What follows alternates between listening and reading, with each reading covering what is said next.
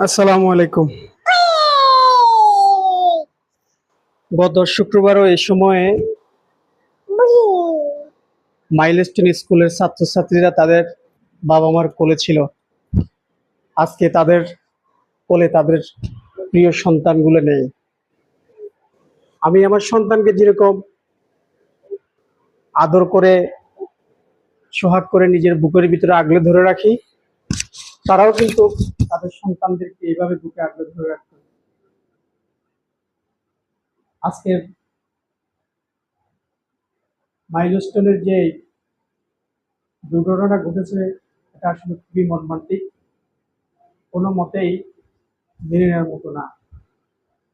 আল্লাহ যেন সবাইকে জান্নাত নসিব করে এবং পরিবারের যারা আছেন, আত্মীয় স্বজন, পিতামাতা, আল্লাহ যেন সবাইকে ধৈর্য ধরার তৌফিক দেন।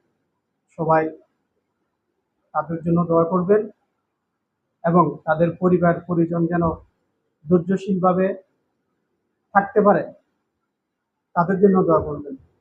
আসসালামু আলাইকুম।